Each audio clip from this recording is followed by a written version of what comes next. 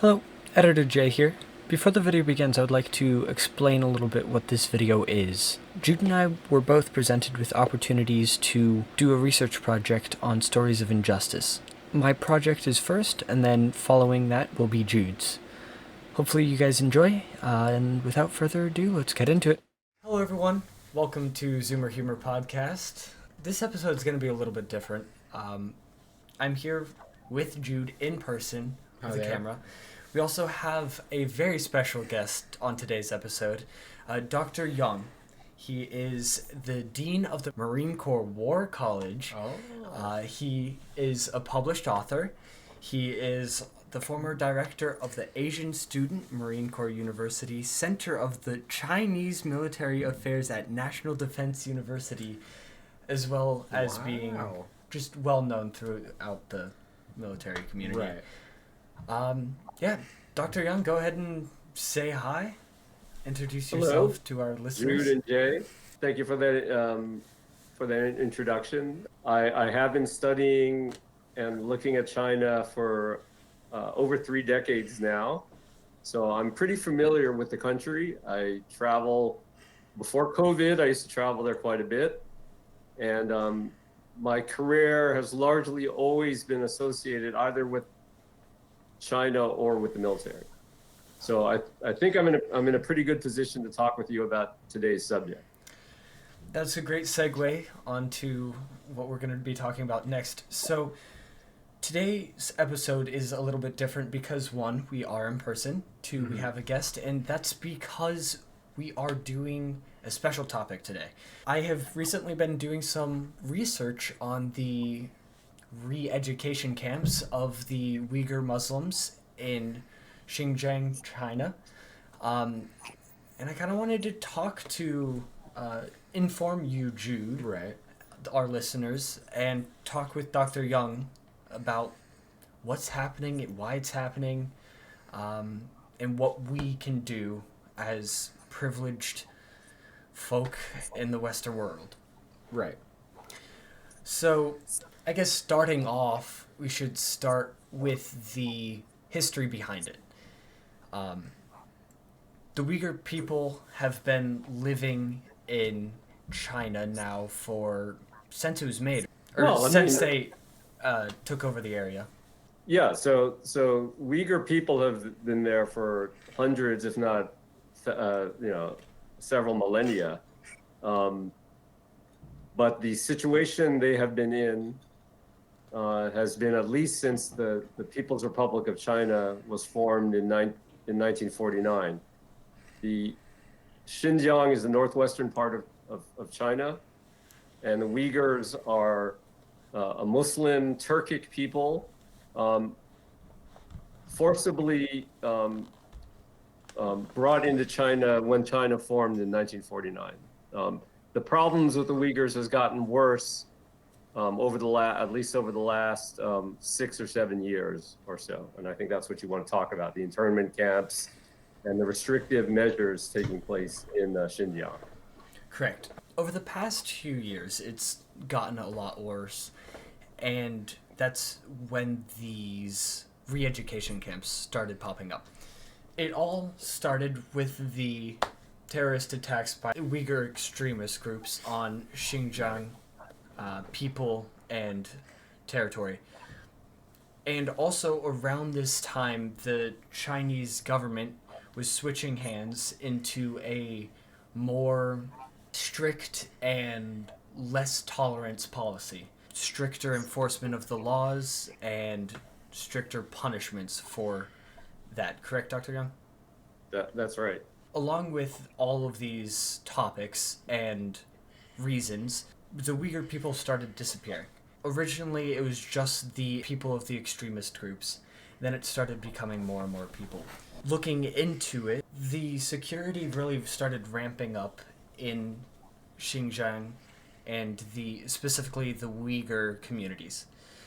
They started putting cameras outside every door, on the street corners, and they had extremely loose red flags for people. Everything from, are you socializing more or less with your neighbor? Are you leaving more out your back door when you used to leave out your front door? Are you holding large amounts of food in your house? Have you bought workout equipment without reason to do so? Aha. Everything from who you talk to how often you talk to them, to what you're doing even within your own home, started to flag people on this system. Within 1 week, over 14,000 people got kidnapped and taken from their home because of this system. Wow. Over 25,000 in that week got flagged, but only 14,000 got taken. And unfortunately, this wouldn't be that big of a deal if the camps were what the Chinese government claimed they were. Which was what? What were they claiming?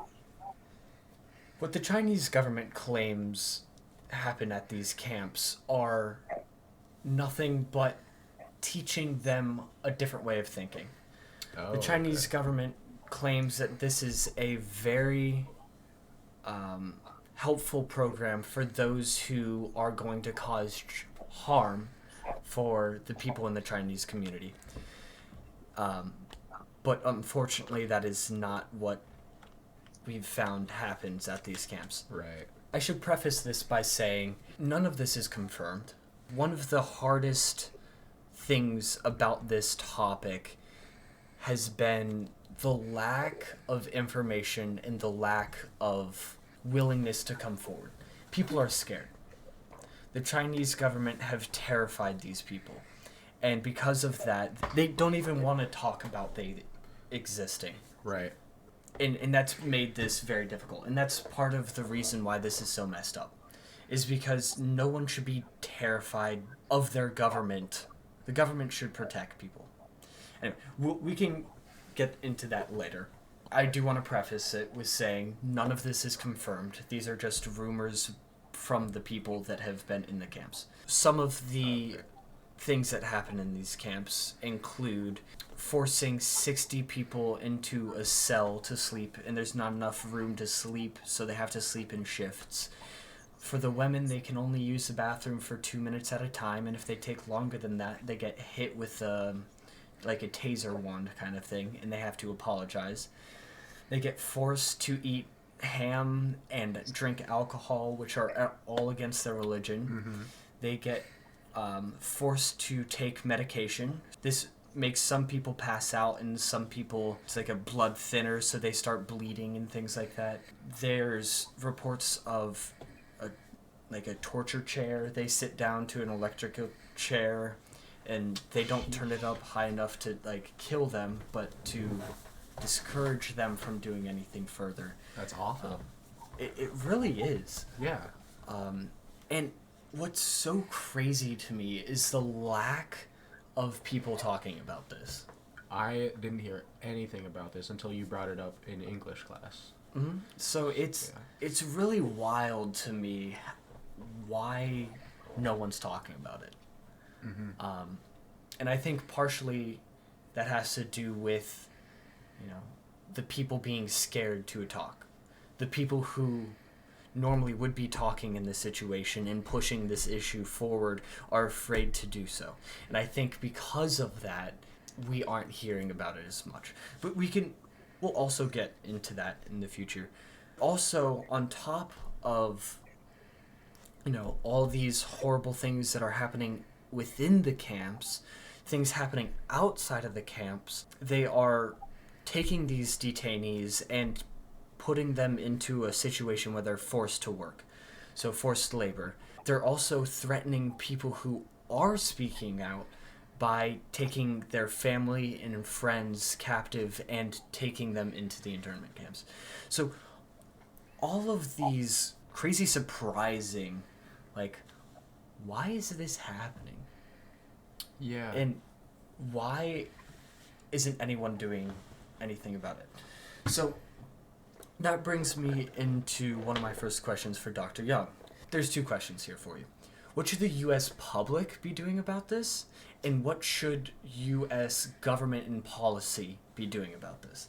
So thank you for the questions. So first, you mentioned the forced labor. The Chinese take the Uyghur forced labor and they make products out of it. Mm-hmm. So one thing that individual citizens can do is they can make sure they're not purchasing any product or good that was produced using forced Uyghur labor. I think the U.S. government has already taken steps to make sure those products do not enter into the United States. So when we engage in trade negotiations with China, we actually look over or determine that we're not going to purchase anything. But nonetheless, each individual citizen can do their own thing by making sure they don't buy anything that has been produced in Xinjiang. So that's one individual thing. The second thing students should do is, of course, bring this to the attention of the U.S. government, to your your senator or your congressman, that human rights are an important part of what the U.S. policy should be in dealing with China. Now, you also asked the question of what the U.S. government should do. U.S. government has to balance the problems it has with China's human rights with other interests, national security interests, trade interests, so for example, the two countries could be cooperating over climate control, bigger issues. So the U.S. government has to balance its concerns about human rights, which you're right, it's crazy that we have to be talking about this, with other national interests that are important as well. And so from a citizen's point of view, don't buy any Xinjiang produced goods. Write your senator and congressman. You said it yourself, Jay, that not a lot of people are talking about this. So individual citizens can certainly do what they can to bring more attention to this issue and to let the U.S. government know that this is actually something you really care about and that you really want us to do something about.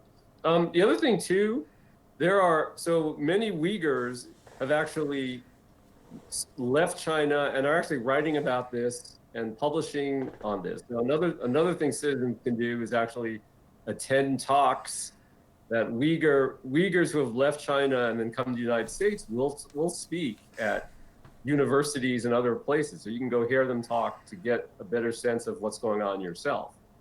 So that's what I would say to answer your question. Those are some of the things individual citizens can do. The government question is a little more complicated. China is a rising power. The United States has to deal with China as a rising military threat. And so it has to think about how do you balance concerns about human rights with dealing with China as a national security challenge. Now, you're talking about, what we can do in the future for this. Do you see this problem getting better or worse in the future? I think that's a really hard question to answer. So there's already evidence that to some degree, you had some statistics on how many people were disappearing over a certain period of time. Mm-hmm. There's some evidence that those individuals have been returned back into the population. Now, when they return back to the population, they're much more cautious. They're much more jittery. So just imagine if you're thrown in prison for a year and then released, how cautious you would be about sort of doing anything that might get the Chinese government angry. So one measure is, are some of those individuals who have been detained released? And there's some evidence that that's the case. There's some evidence that some of the detention camps have gone away, at least, but there's still some that are still there. I mean, the internment camps are still there. So from one perspective, if you ask the Chinese government, they'd say everything is fine. The internment camps are going down.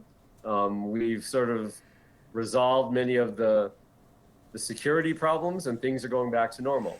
So that's one interpretation. Another interpretation of what's going on is you cannot repress. I mean, the other data statistic that I think you mentioned before, maybe in our conversation yesterday in our pre-interview, there's some data to suggest that over 1 million were ultimately detained over a period of time. Correct. All right. So you can't simply detain 1 million people without having a long-term social effect on a society. So one possibility is the Chinese have only worsened the problem by imprisoning over 1 million people, and then it's only a matter of time before those people the kettle starts to boil over, and they have a bigger problem. So in terms of what it looks like things have settled down and calmed down. But my prediction is it's going to get worse later on because of what the Chinese have done. But you can't continue to engage in these kinds of repressive activities without some sort of price being paid down the road. Yeah, I agree. If I were asked this question, I would have said that I think it is coming to an end, thankfully. Like you said, camps are disappearing, thankfully. And now that word is getting out and people are leaking information about these camps, it's getting harder and harder for them to cover it up. And I think they're finally realizing that they can't keep on this path and keep getting away with it, thankfully. Yep. Um, Yep. And one more thing, Yeah. the Chinese government is recognizing that it's costing them in terms of their public image. That is, it doesn't look good. Doesn't look good for the Chinese government. So I think they're backing off because it's their public image has taken a black eye as a result of it. Before I keep going on, do you have any questions? I do. So, how is the Chinese government painting the Uyghur to their civilians? It's pretty much the same, right? They're villainizing them. From the beginning, the Uyghur people have been disliked by the public. Unlike the discrimination here in the United States, it's very, very blatant. Okay. And people are very open to both the people being affected, the Uyghurs, and their fellow citizens.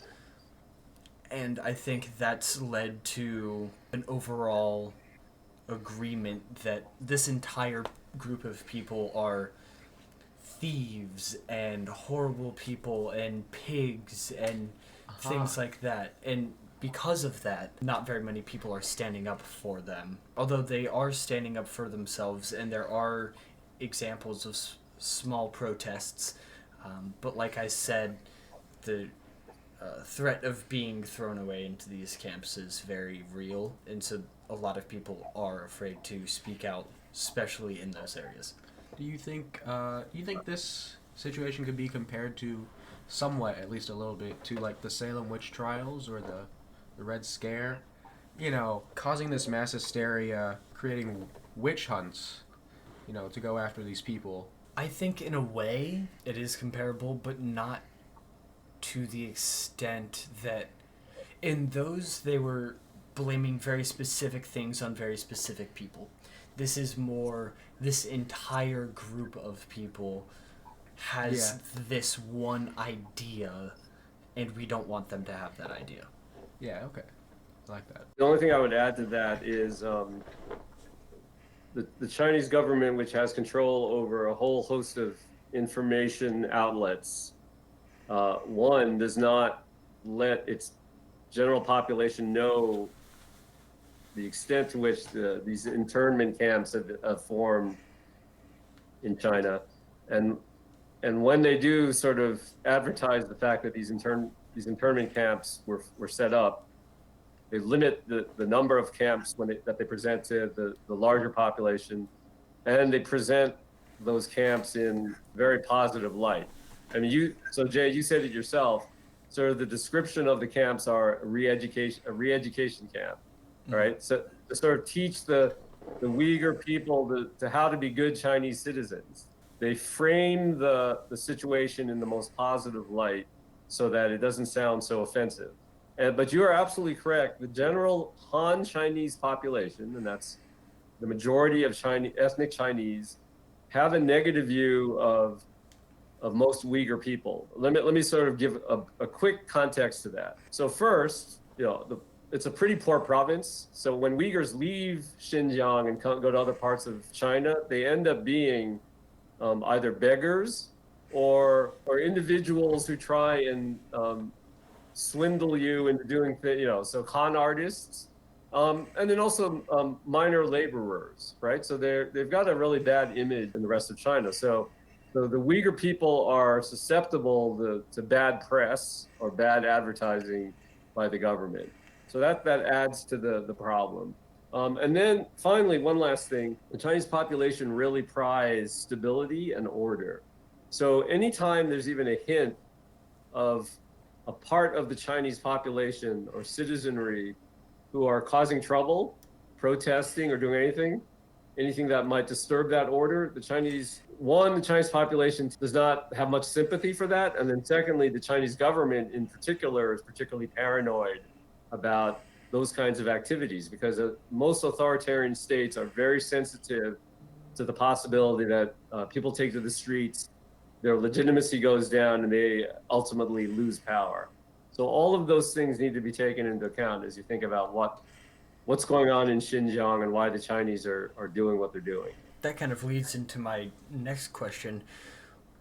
Why is this happening here and now in history? Why didn't this happen 10, 15 years ago?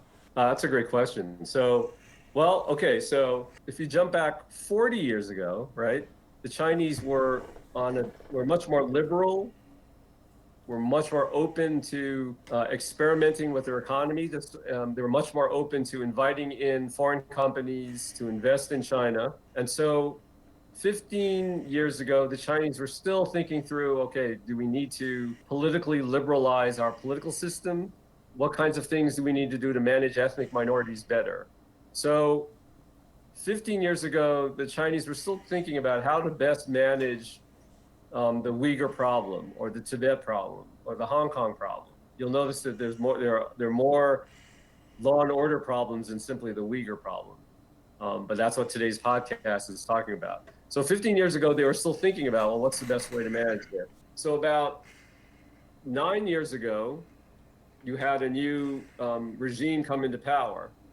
Xi Jinping comes into power, and his perspective was not to be particularly soft on the Uyghur problem. So that's the main answer to your question is you had a new general secretary come to power in China.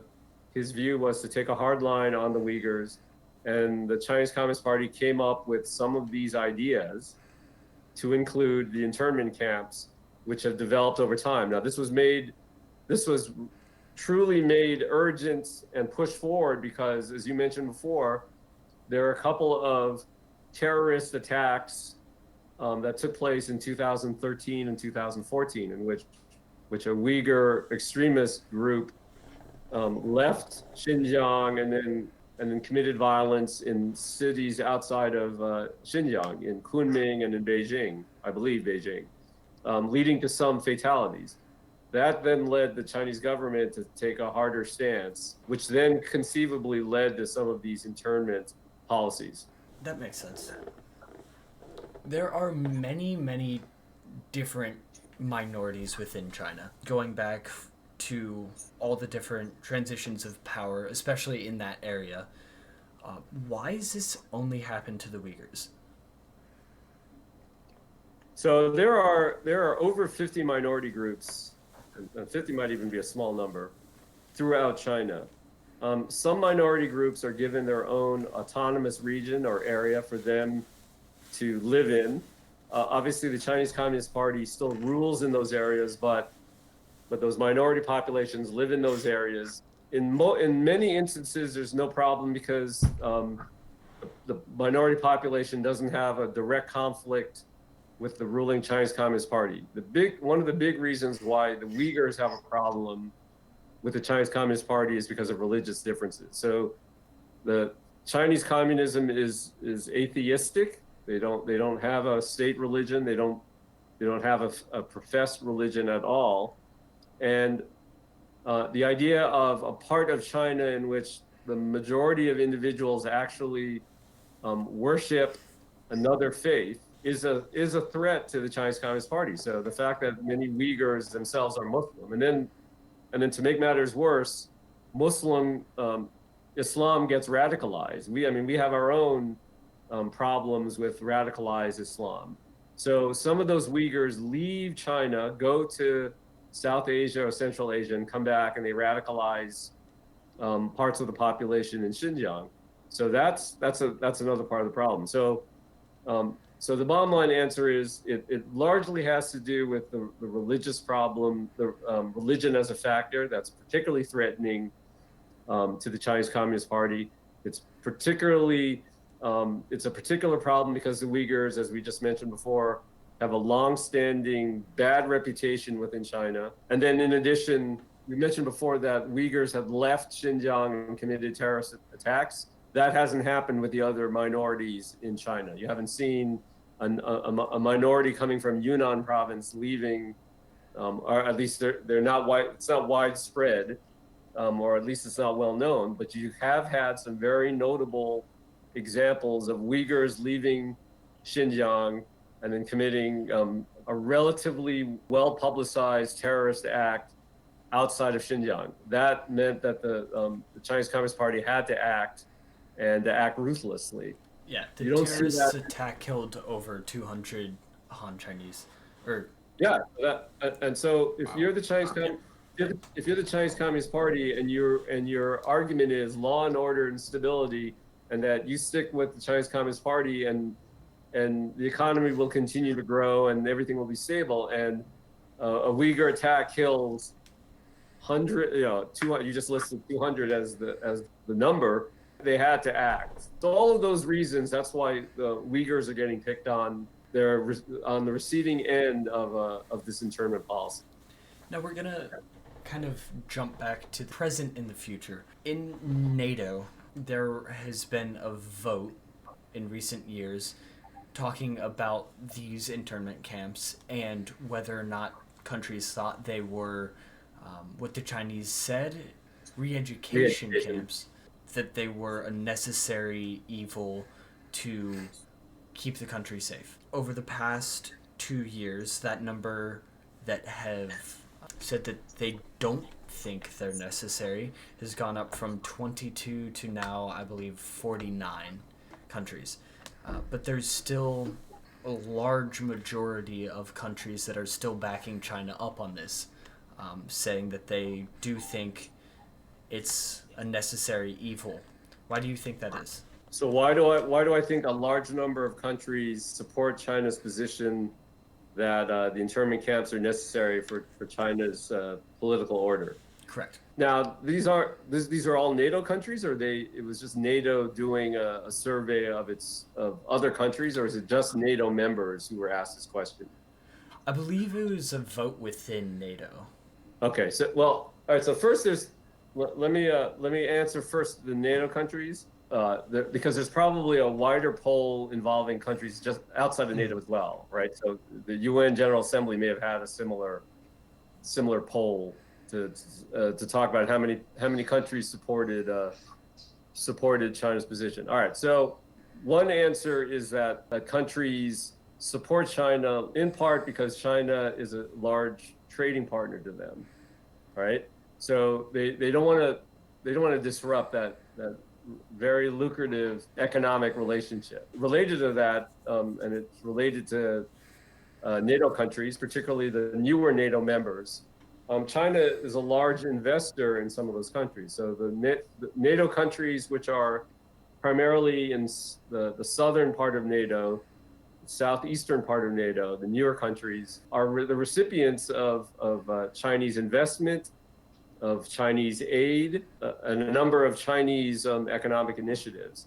So there's an economic incentive for a lot of these countries to support China's position. Secondly, China actually uses what's called economic coercive instruments of power against some of these countries. If you don't support our political positions, we're going to pull some of our economic aid to you. So that's another element of it. Third, there's just a general, because of the larger economic benefits that the countries get, some of these countries are just inclined to just sort of listen to what the Chinese have to say, and just sort of be convinced of the Chinese argument. A fourth argument is that some of these countries themselves are a little bit on the authoritarian side, and therefore are inclined to be supportive of the Chinese position. Those are four reasons why some of these countries would tend to side with China. So here's to me the most surprising thing. Of all of the areas of the world that should be most outraged by this, it would be the Middle East, because that's where a large number of Muslim countries are. So you've got Egypt, you've got Iran, you've got Saudi Arabia. China has gone around to each of these countries and essentially convinced them not to make a fuss about the internment camps. That's brought about by some of the same things that I talked about before with regard to the NATO countries. They've got a good economic relationship with these countries. China has subtly threatened to jeopardize that economic relationship. And then there are things like some of these countries are authoritarian countries. So China would say, hey, these Uighurs that are causing problems, they're a threat to our governance and our political stability. How would you like it if some of your ethnic minorities were causing you trouble? And they will make that argument to Iran. They would make that argument to Saudi Arabia. They'll make that argument to United Arab Emirates. And then they'll say, oh, and by the way, to help you maintain your authoritarian rule, we're going to sell you some of our advanced technology to help you maintain your iron-fisted rule over your people. That, I think, is some of the reasons why both within NATO, some countries in NATO, and some countries outside, and particularly in the Middle East, continue to support China's perspective on this. Okay, wow. That's something to think about. Yeah, basically they're holding their support over their head. Kind of, we supported you, now it's your turn to support us. You owe us. By the way, that's a very Chinese approach to foreign policy. We're talking about the Uyghur problem. You can expand this question to a whole host of other issues the Chinese have. Taiwan, right? The Taiwan problem. The Chinese will say, we will give you, they'll go to countries in Latin America or South Asia or Europe, and they'll say, we will give you generous economic packages and generous aid and give you generous loans if you side with us over Taiwan. Recognize China and not Taiwan as the legitimate government of China. That's an entire separate issue, though. Yeah. That's really crazy once you start looking into it, foreign policies and the craziness behind the decisions and how many people like Dr. Young have to inform the government and all of the information they need before they make major decisions, even as what would seem as simple a decision as condoning free education camps. But yep. Fortunately, that's the world we live in. You mean unfortunately? Unfortunately, yeah. Any closing remarks, Dr. Young, Jude? I don't have anything to say. Okay, so I'm really glad you two gents are doing this podcast. I think it's important that we bring this type of issue to a wider audience, to bring it to everyone's attention. Just the hour we've been discussing this, it sort of shows you how complicated this problem is. Mm-hmm. So I'm very glad that you brought it to your attention. And to be perfectly frank, it's your generation that's going to have to inherit some of these issues as you get older and then you all go into whatever professions you go into. Mm-hmm. So it's a very, the reality is China and its issues are things that Americans are going to have to get more used to, because China is America's greatest competitor. At some point, the Chinese economy is going to overtake ours. So we'll have two gigantic economies competing with one another. The Chinese values and American values are going to be clashing or competing internationally. So these kinds of issues, right? Does the country like China have a right to put people, its own minorities, within internment camps? The Chinese say yes, they do, for the sake of political stability and order. We say that's a human rights violation and that China should not do that. The two largest economies in the world, the two greatest powers in the world, are going to be clashing over these kinds of ideas at the international level, at the United Nations, in international business. etc.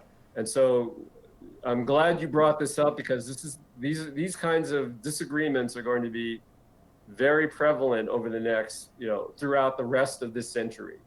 And it's going to be incumbent upon Americans, your generation, to sort of wrestle with these things, to sort of figure out what should we do about it? Is there anything we can do about it?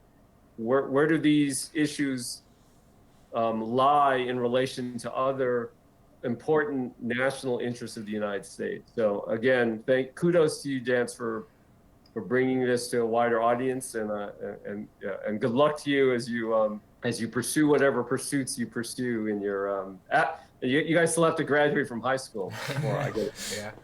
That's a challenge in itself. Well, thank you, Dr. Young. Thank you so we much. appreciate you taking time out of your day to come talk to some high school students about something that's happening on the other side of the world. Yeah. Listen, I have one anecdote just to sort of put this in context. So you guys say, well, we're just a bunch of high school students. So 34 years ago, I was in China, right, as a college student. And on that trip in China, there was a 16-year-old kid. Most of us were 22, 20, 24. There was a 16-year-old kid, and we were all looking at this kid like, wow, this high school kid this sophomore in high school is in China with us, college kids, studying Chinese.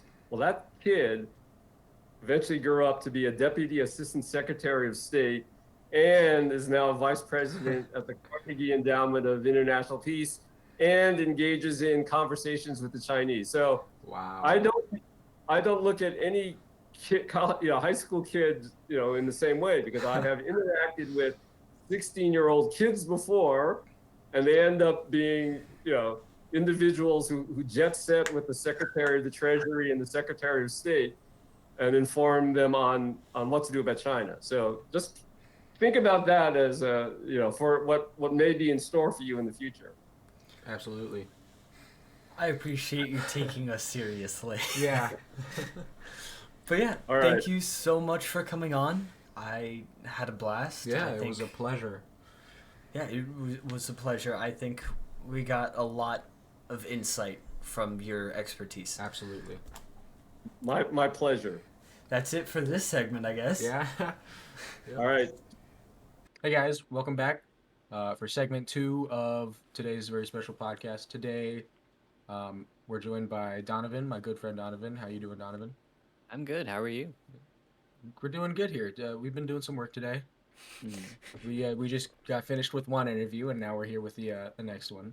So tell us a little bit about yourself, Donivan. I am an individual who spends a lot of time around technology. I spend a lot of time developing and coming up with super cool visual ideas. And on top of that, because I already know why I'm here, I am LGBT. So there's that. Super fun and creative of me, I know, but I am who I am. Yeah, of course. And that's not something you get to choose, right? Oh, no. Not at all. A lot of people believe they're like, oh, I can choose what I want to be. I can choose where I'm going to end up. No. Nope. That's not how it works.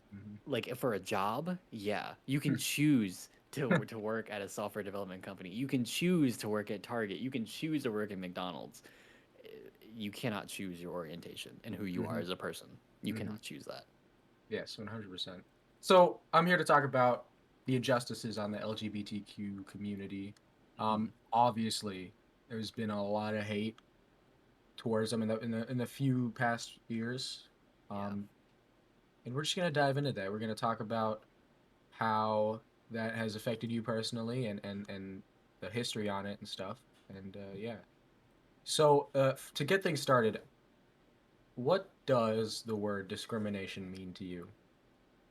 Me specifically? To you specifically. No. To being put down for being you. It doesn't have to be like a major thing like, oh, I'm discriminating against so-and-so because I don't like their morals. It's like there are people who are like, I don't like the way their hair looks, so I hate them. I don't like the fact that they're happy, so they suck. Like, it's just being put down for being you, honestly. Yeah, I agree with that. Earlier you said that it was being put down for something that you couldn't choose, but I think it goes beyond that. too. Mhm. You can choose to like alternative rock, and I mean, people have been mean to me because I choose to like that kind of music. But Yeah. but Well, I mean, so yeah, I feel like that still goes hand in hand with like or something that you like, right? Like yeah, it's still not a good reason to not like it's somebody because not. they're Yeah, like their music taste. Like I don't like country. Am I gonna make fun of people for liking yeah, country? No. Like yeah. you enjoy Well, what I you want. will, but Yeah, I don't no, like no, I'm country. kidding. So Donovan, you're a part of the LGBTQ community. We've established that, but what part? If you're asking orientation, I Mhm. am a demisexual, demi-homosexual. I think that's how you would put that together. You can split them up, demisexual, homosexual. Mhm. They're like umbrellas under LGBT, and they mean different things. Homosexual, obviously, I'm a male. I'm attracted to other males, but being a demisexual, like I don't find sexual attraction unless I like truly love and I have a deep connection to that Mhm. person. So like someone could show me a picture, be like, "Wow, this guy's super hot," and I'll be like, "Eh," because I don't know him. Ah, yeah, You could that's tell me his name's understandable. Kyle, but like, what did he do today? How's his life been? Like, if I don't know Yeah. it, like things, I'm just like, eh. So, being a demisexual, homosexual, what are some experiences you've experienced just being discriminated against out in public or in private or anything like that? I have two examples Hmm. because it's funny enough. One of them is about me being a demisexual. One of them is about me being homosexual. So Oh, works out. yeah. Um, I was at a coffee shop, and I was there with my boyfriend at the time, and he had offered to buy me coffee. I was having a bad day, but I was just trying to have a good time. It was our favorite coffee shop, and we had like retro arcade cabinets everywhere. It was a super cool place. Like we both loved being there. So I was like, I'm gonna get us coffee, and then he was like, No, I got it. And he gave me a kiss. The barista saw that, and she was not happy because she was a pastor's daughter, Hmm. and she went haywire. She at first refused to get us Ah, our drinks in general. She was like, "No, you don't deserve to be here." oh And I my was God. like, "That's not cool." So I was like, "All right, fine." Then I just went, and I honestly, I was like, "All right, I'm not gonna deal with it," because like I said, already having a bad day. He got pissed, and he was like, "No, you're gonna make this drink because that's not fair to him or me. I'm still giving you the money. Bare minimum, you can just make the drink and we can put our differences aside. Like we're trying to be nice about it." So then she did like good 5 second wait time, silence. She's like, you know what? No, I'll make your coffee. And I was like, oh, okay, good. Like I was surprised because I was so tempted. I was like, all right, let's go to Starbucks and come back. I came Yeah. here to play in this tournament with my boyfriend, not be bothered with you. Uh, Mhm. and she made the drinks, spit in one of them, handed that to my boyfriend, and then threw the other one at me. Oh So man. yeah, it was not a pleasant time. I was not happy already, like I said, and that did not help. Good thing a manager was there because he immediately was like out, and then he offered to like buy me a new outfit because I showed up Oh, and like I was literally wearing it was like a white and black outfit, and I would like really like I wore it often because I really liked it. I didn't overwear it because you gotta diversify right. what you're wearing. But like if I Right. was going to an event, like that was what I was wearing because I was like commentating over a tournament. My Hmm. face was on camera, so I wouldn't look good. It was nice that the manager was there. Yeah. He not only fired what's her face, I don't remember her name, and then offered to even buy me a new outfit. He was like, "That's not fair." He was like, "That is so not cool," and I did not know that she was gonna do that. And I'm sorry that you had to deal with that here, or you may have had to deal with that beforehand because that's awful. Oh, Good on wow. him. Good on Yeah. him. Yeah. Yeah. Yeah, no, I still see him occasionally. I'll like bump into him and he's like, "Hey," and I'm like, "Hey." His like little coffee place got shut down with COVID. He Uh, wasn't able to keep it up. Which made me sad, but we still yeah. hang out. We still play fighting games together and we still have a good time. That's good. That's good. My other example, it was actually my family. Oh Just no. yeah, because I know that this is a big thing. A lot of people don't talk about this, you hear about it sometimes, but not in like detail, of like someone's family not accepting them for who they are. Hmm. I had a really big issue with family members, me being a demisexual, because they're super supportive. I want to make that really clear. They love me to death. I love them. Like we're super chill and we're super cool. But it was something they just didn't understand. Like they would try to be like, your parents always want like the best for you. They're like, oh well, there's this cute guy over there. And he's a cool dude. He's a really nice Oh guy. And yeah. then like they try to like help you And I had to have the conversation where I was like, that's not how my brain and body works. Like, I can't do that. And it got to a point where like my mom, I think she yelled at me for like a good 5 minutes because she was so flustered about it because she essentially basically like got me a date without like telling me that it was happening, and I was like, I don't know that guy. And she was like, yeah, you do. I was like, I know the guy. I don't know him, right? I have no Yeah. interest in him Yeah. other than he's a cool dude. Like, for me, that's not enough for my brain to be like, I want that to continue. One, I didn't sign up for the date. And two, just not where my head is. I'm looking for like a person I connect with. I'll look for a date with somebody when I know that I've hit that point with them already, that I can like see that, like I have a connection with them in some way, shape, or form. Because I already know that, like me personally, I'm like, man, I like this person. I want to continue to date them to see where this goes. I don't want to start a date and be like, wow, I literally know nothing about you. So let me ask you 500 questions while we're eating dinner. You'll get bored of me, and then, you know, I'm Yeah. talking too much and you're sitting there looking at me like I'm crazy. Right. So, sorry, rewind. The Oh. discrimination part. It's discrimination, sort of, kind of, but like my family was just like, I don't understand, and they kind of like berated me about it, and they would like poke fun. And I understand like some people, their family, like they can do that, and my family does that. We all do it. Like we have a sense of humor and we can laugh about things, but we truly try our best not to hurt each other's feelings. And it Of started to get course. to me, and I told them that I was like, I can't. No more jokes about it. I was like, it's not funny anymore. It's actually hurting my feelings. I don't feel comfortable to be myself around any of you guys.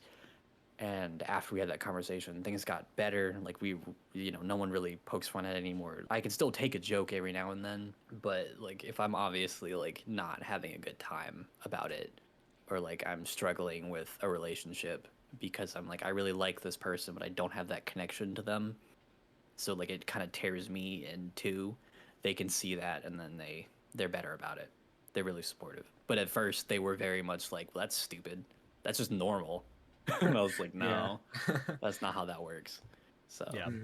Going back to what you said about your mother not understanding you, I think that's like a really big part of where a lot of different kinds of discrimination comes from, Yeah. like all the way from cultural backgrounds to the LGBTQ plus community. Well, that's one part of it, but there are obviously other it's a big parts. chunk, It's a big chunk. like, and you can even take it out of like a lot of spaces too. Like we talked about country, we brought it up earlier, right? Hmm. Like just because we don't understand why people don't like country doesn't mean we're going to berate them. But there are people who do. Like there are tiny things that do it, but a lot of it's just understanding and knowing what you're saying to somebody. I feel like that's a big part of it. Hmm. Hmm. When you tell somebody you're not valid because I don't understand what you're going through, like Yeah, you're that's a jerk at awful. that point. That's Yeah. yeah, exactly. And it's like you won an argument, you won a fight, and that's not cool. Yeah. So we have a couple of friends that are part of this community too, right? Me and you, Oh, and Jay and I too. Yeah, I'm in here. real Let's life say Jay's and here. online. Hi. Yeah, Jay. I mean, you've been kind of quiet. No, it's fine.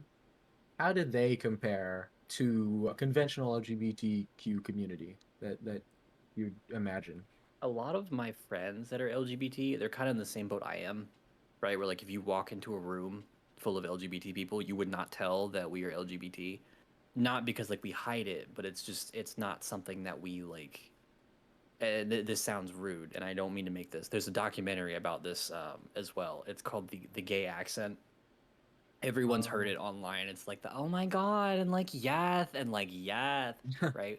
right. Like that's not a very common thing. So PSA, don't expect it to be. Fun little fact for the podcast.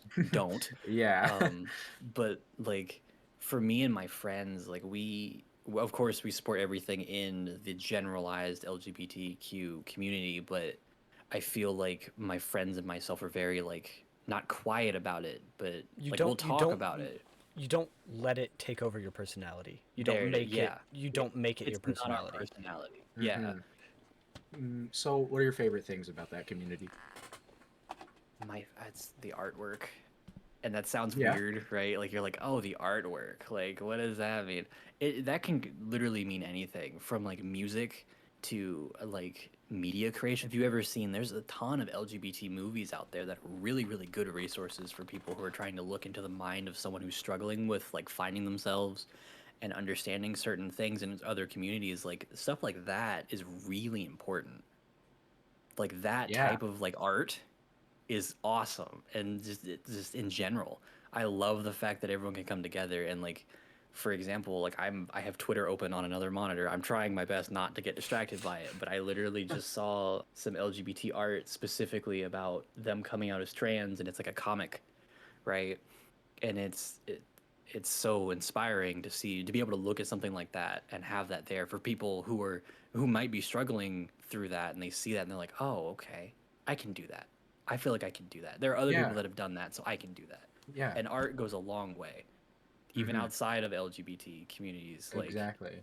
I'm gonna keep bringing up music because I love music too, right? Like Mhm. jazz is a very it started out as a really somber, like oppressive type of music. It was very much like way back when it was like, I can't do anything else and I'm sad, so I will put that into my music. And that's why like old school jazz is very like slow and somber. And then you started to see the rise of like, because that mentality of being like, oh, people are in pain started to be more widespread through music, then you start to see be more upbeat and then have more variance, right? And the same thing Mhm. happens with art and LGBT in the LGBT community. You'll Mhm. see it go from really sad to really positive, but it's always an informative thing. Like everybody can Mhm. look at it and be like, "Wow, like there's always something for somebody in Mhm. every piece of that type of art," and I love it. Yeah, yeah. So recently, I was in the kitchen and my mom had NPR playing on the Echo, and Mhm. I heard them telling a story about the first man to open a drag club, a drag nightclub, and it Oh, was pretty inspiring. It was really interesting. I took a moment after I made my food and just sat at the counter and listened to it, and it was wholesome. It was nice, yeah. and that's an example of the kind of art you're talking about, right? Yeah, it's like, and even if like I say art, like I don't mean like, oh, they drew something. Like it could be Yeah, anything. yeah. Like the art of like planning an event to like go Hmm. somewhere and like being able to socially grab like a group of people and like raise money for charity. Like that is an art. To do something for a good cause, that's an art. Absolutely. So art's your favorite thing, but Mhm. what is your least favorite thing? Oh, I don't like the comparisons. I don't like that Oh, people bury themselves under a bunch of like terrible moods because it's like, oh, well, I'm not like so and so. what do you mean by Sorry, that? you're Yeah. not them. To kind of go further, for example, like you'll see, and this, I don't know how PG I have to keep this, but Yeah. essentially what I'm getting at is like a lot of it's like body image, right? They compare themselves to other LGBT people that are more fit than them or in a body shape that they want, especially in the trans community. There's a lot of that, and rightfully Hmm. so. They don't feel comfortable in their own skin, Right. so like I totally understand it, but it starts to weigh down on them so much that they become depressed, suicidal, and I've seen people that just lash out at other people not because they're depressed and suicidal about it, but just because they're unhappy because other people are happy, right? Hmm. Yeah. And then when you talk about body types, especially, and this is why I think pornography is kind of awful, uh, is unreal expectations there. Even like models, you can go on Instagram and find like a gay modeling studio, right? And all of them have like a six pack, and they Yeah. walk around in like crop top t-shirts, and they have like their mocha iced tea latte, and their skin's beautiful, their flawless hair. Like that's not a real thing. Right. And if you want that to be real, that's a lot of work.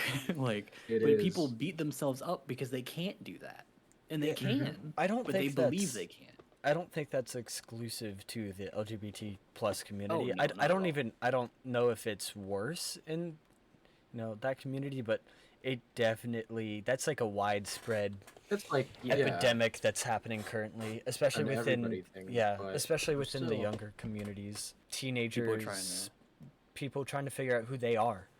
They want they see all the influencers and they want to be just like them, and Mm.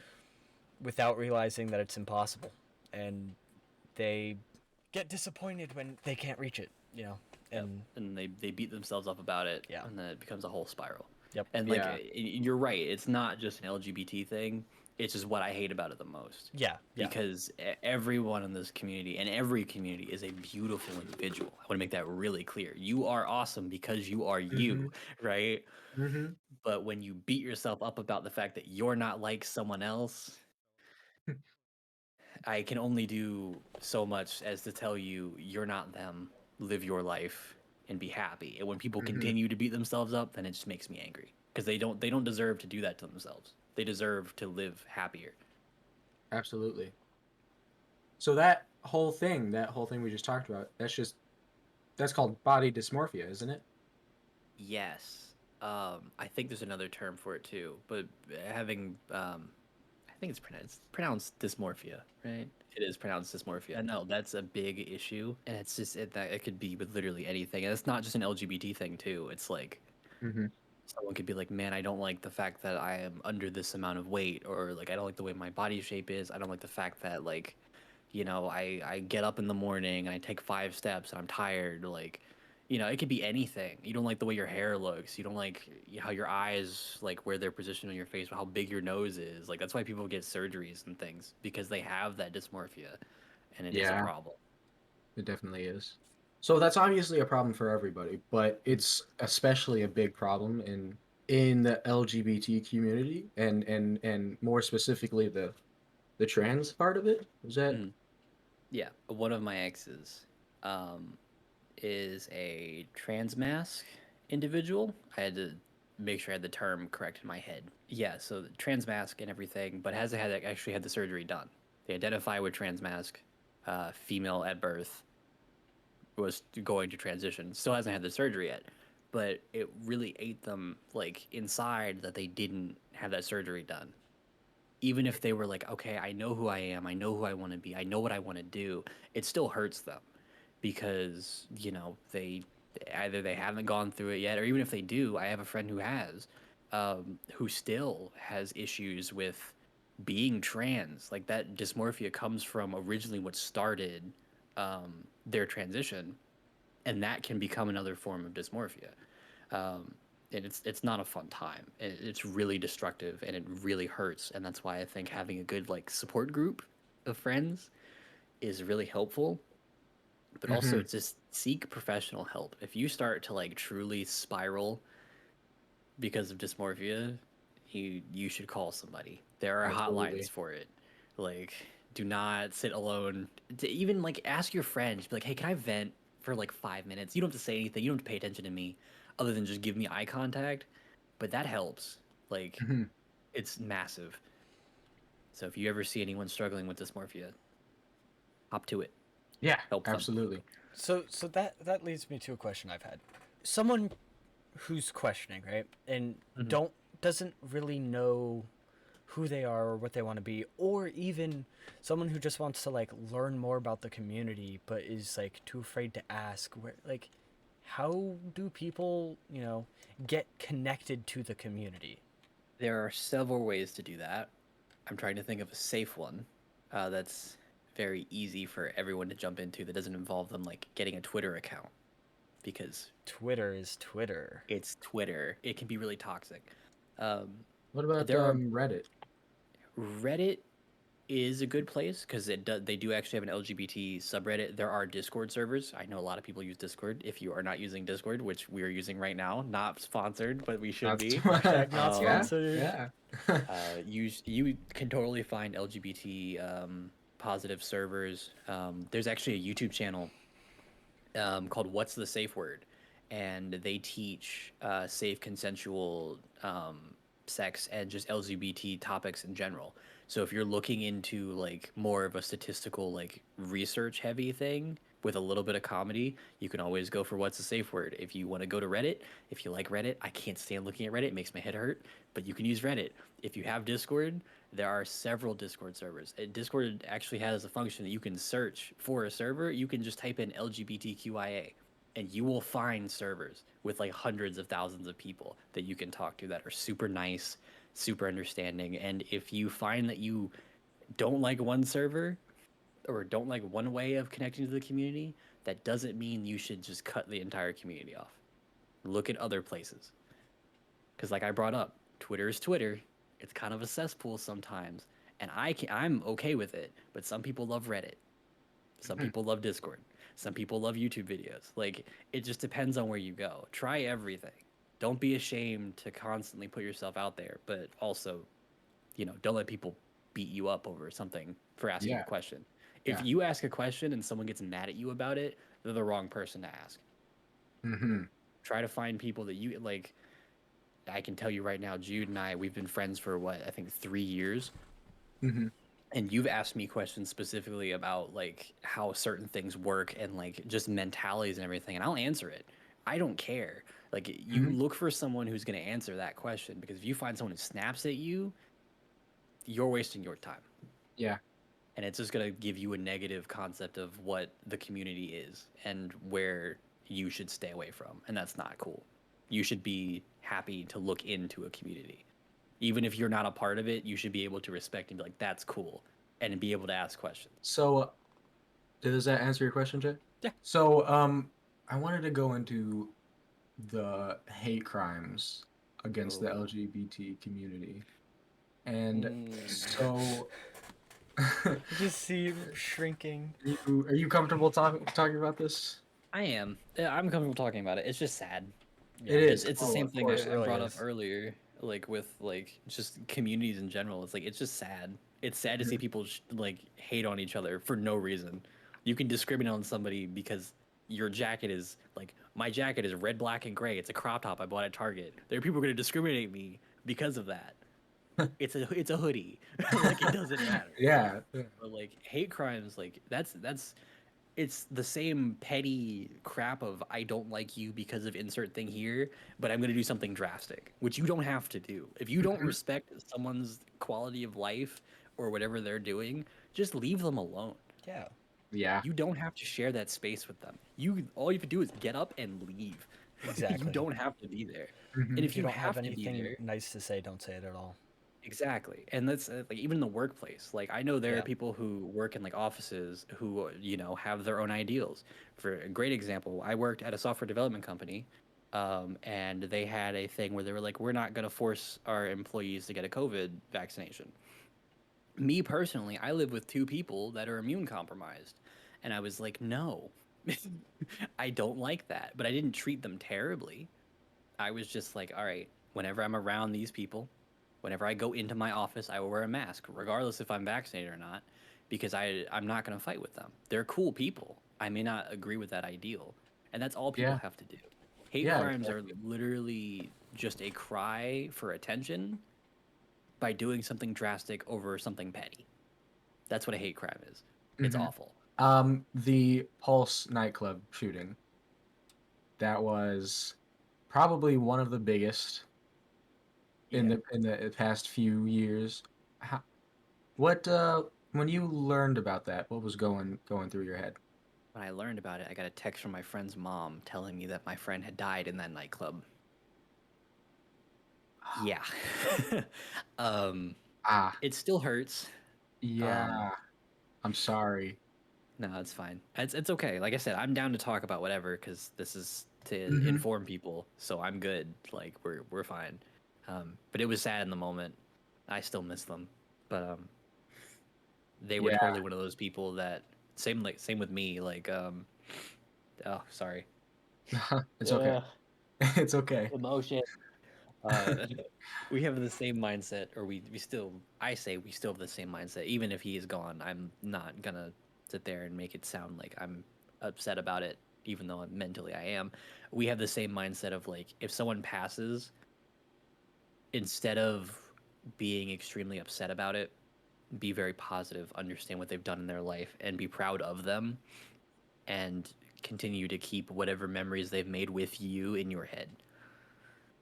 So that's why, like, it's Absolutely. sad, and like I did tear up a little bit, and you can hear it, but like I don't know, I can't, like, it's an So- awful thing that happened.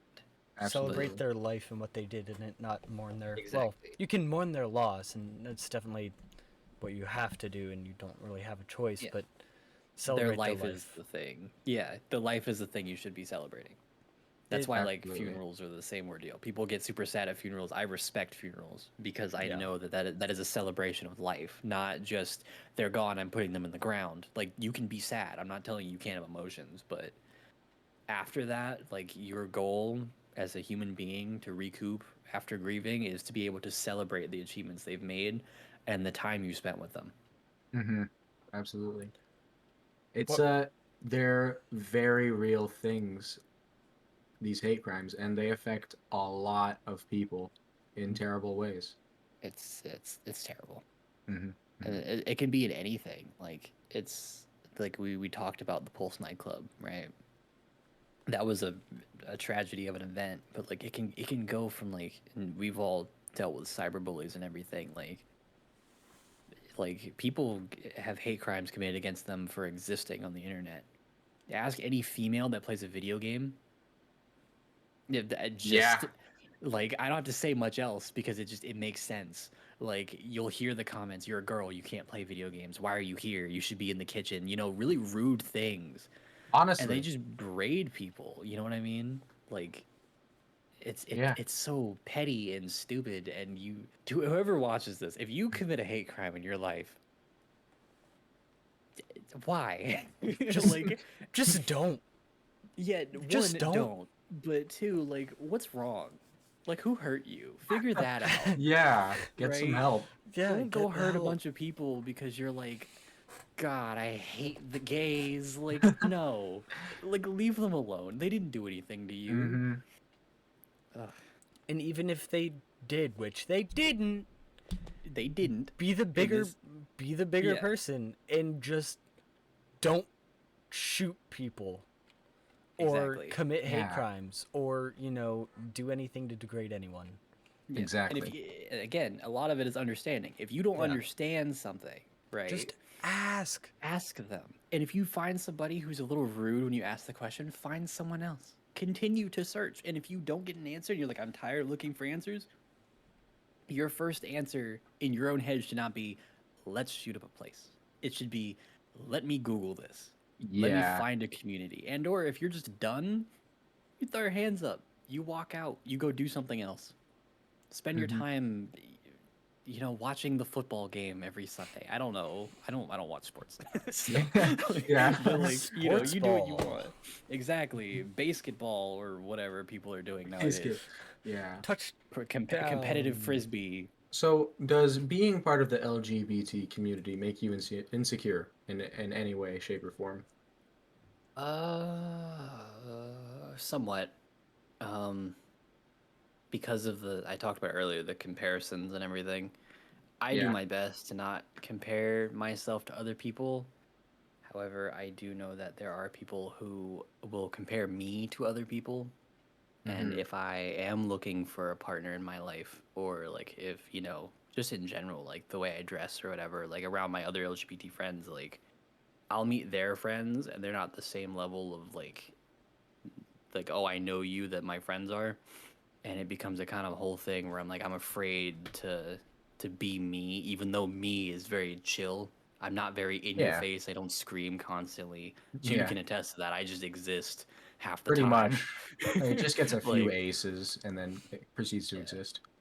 I'll win in a video game and I'm like, oh, that was cool. Like Yeah. yeah. 100%. Or I'll do something neat. I'll land a backflip after not doing one for 4 years and I'm like, cool. you know. All right. But it does make Yeah. me insecure sometimes when it's like when I'm trying to like reach out into my own community because I know, and I brought up earlier, there are some people who aren't the people you should be talking to or being around, because there are some people in every community who, while they mean good by what they say, the tone they give it out in, the way they say it, if they snap at you, like there's tons of different people for different reactions and, reactions for different people, I should say, not the other way Right. around. Right. But that is one of my insecurities is like being judged by other people because I don't judge myself by any other metric other than I need to live. I'm a human being. Like, I have to work, I have to eat, I can have a hobby, I can have fun, I can have friends. Like, those are my things that I hold near and dear to me.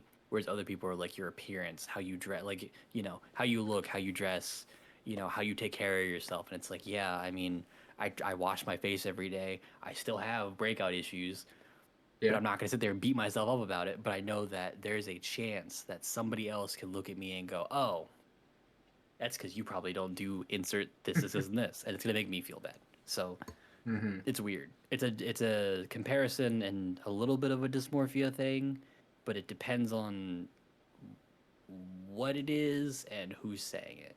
And like in a social environment. That's what normally makes me insecure. So yeah, I think we covered some really good topics in this podcast, in this segment of this podcast, I guess I should say. And it was very enlightening. It was a pleasure to talk to you about it, Donnie, Yeah. and get your Thank you for perspective. having me. Yeah, yeah. Thanks for coming on. Yeah. Thanks for taking time out of your day and Yes, talking to super busy Saturday. your very busy Saturday, talking to some high schoolers. Oh, it's all good. Yeah. I was there. I know how it is. It's fun. Yeah, yeah. Pay attention to your teachers and treat them well. Learn things. Exit high school. Go to college. Do what you want to do, and live your best life. Mhm. Those are my parting words. Parting words. Good job. Good job. Thank you, viewers, for watching, and we'll see you in the next one. Bye.